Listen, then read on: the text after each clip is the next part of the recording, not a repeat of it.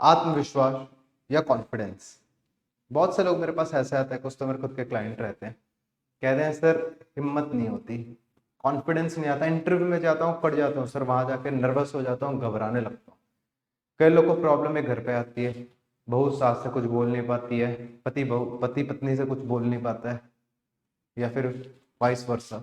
Problem बहुत सी आती है, कॉमन प्रॉब्लम होती है आत्मविश्वास की कमी, कॉन्फिडेंस की कमी। और अगर लाइफ को अच्छे से जीना तो कॉन्फिडेंस लेवल बहुत अप होना चाहिए। तो ये उपाय मैं कुछ बताने जा रहा हूँ, उसको आप करेंगे तो डेफिनेटली आपको रिजल्ट्स मिलेंगे। उससे पहले एक छोटी सी आपको एक कहानी सुना दूं। एक बार क्या होता है कि घोड़ों का ग्रुप आता है ऐसे घास वगैरह चरने। उस घोड़ों का ग्रुप आता है, फिर रात होता है तो जाते आते हैं ना, घोड़े का एक बच्चा वहां पर छूट जाता है, बहुत छोटा बच्चा रहता है।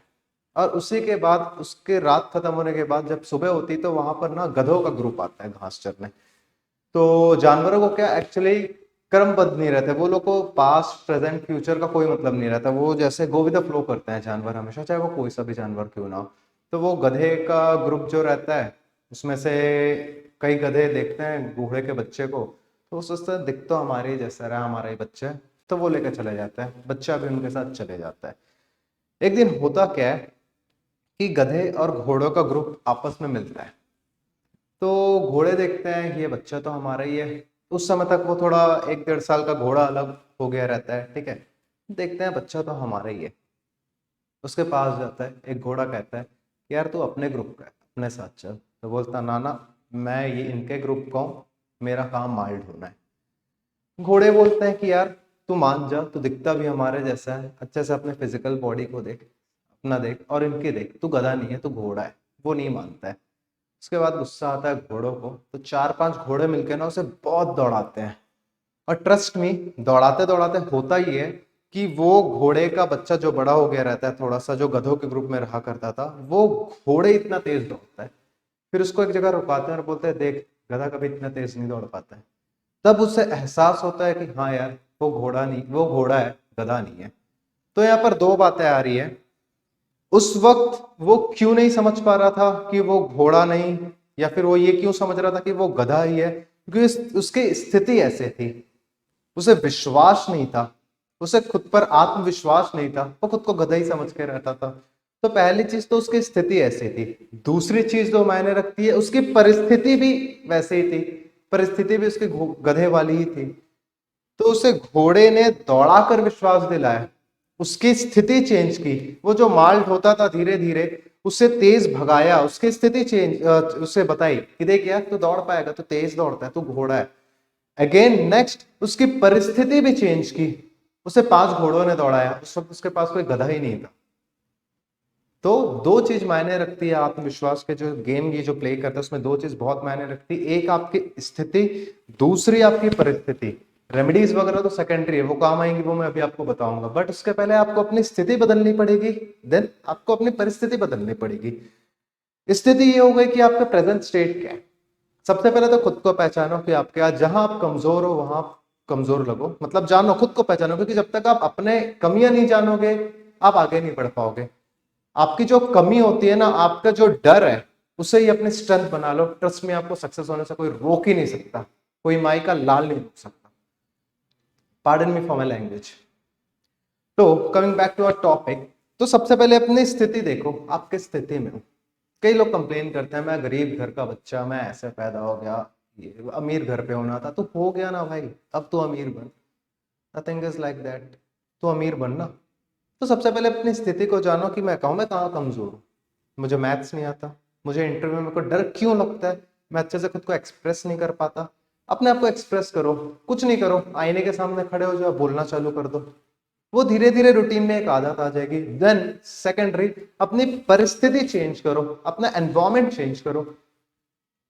जो सक्सेस होते हैं ना यार लाइफ में, जो सक्सेसफुल पीपल होते हैं, वो कभी ना ऐसे ग्रुप में गेड़ियां मारते नहीं देखेंगे आपको। तो सबसे पहले ना वो गधों का ग्रुप छोड़ो। अगर घोड़ा बनना है तो गधों का ग्रुप छोड़ दो। तो ये तो कोई स्थिति और परिस्थिति के बाद अब आ जाते हैं रेमेडीज पे। तो जो अपना पहला है बुक्स। अच्छा, यहाँ पर आप बुक्स की फोटो देखकर ये मत सोचिएगा कि मैं बुक्स की बात कर रहा हूँ। इस फोटो पे बुक्स है, ये कुछ भी हो सकता है जहां पर आप कमजोर हो। एग्जाम्पल आप पढ़ाई पे कमजोर हो, कोई पर्टिकुलर सब्जेक्ट पे कमजोर हो, वो जो मैथ्स पे कमजोर हो या फिर साइंस पे कमजोर हो, तो ये एग्जाम्पल वो मैथ्स या साइंस के बुक हो गई।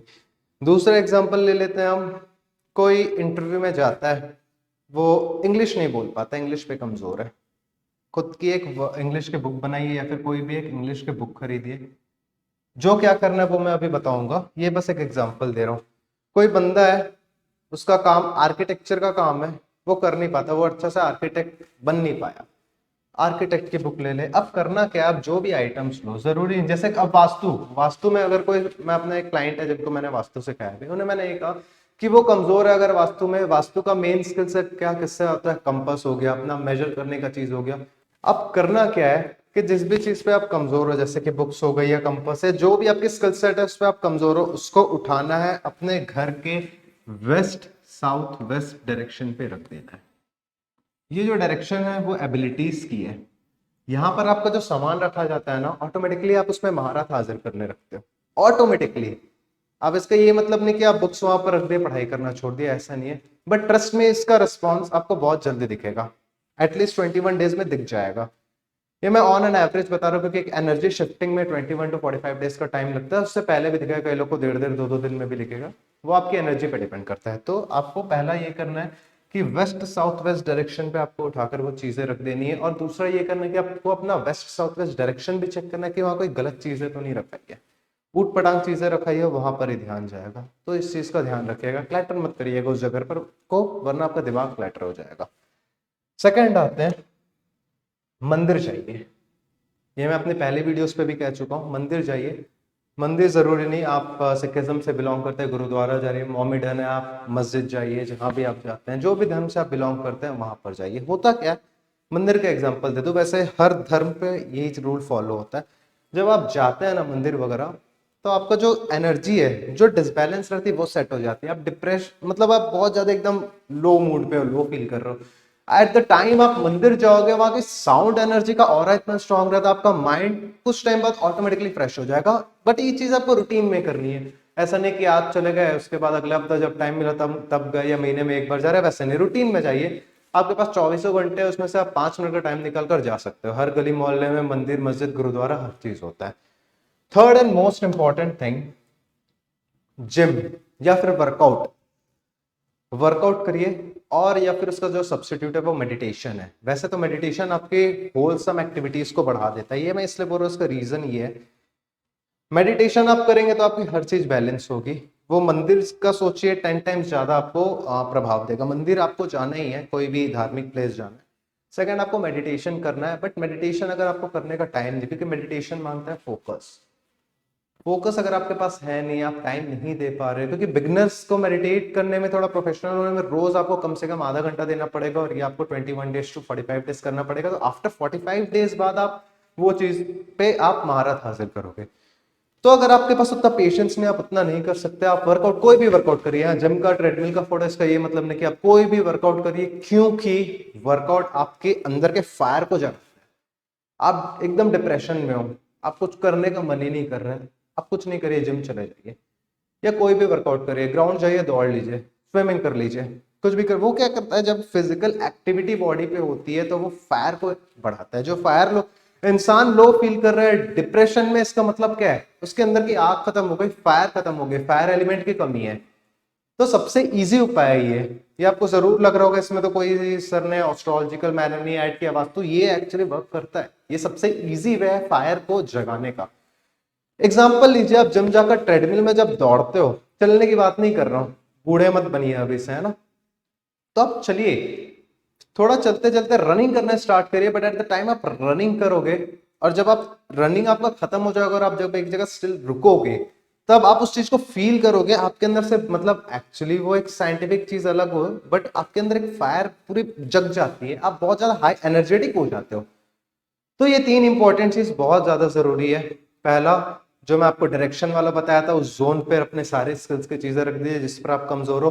दूसरा, कोई भी धार्मिक, जिस भी आप धर्म से बिलोंग करते हैं वहां पर आप धार्मिक प्लेस जाइए। तीसरा, आप वर्कआउट करिए, चाहे वो कोई भी वर्कआउट हो।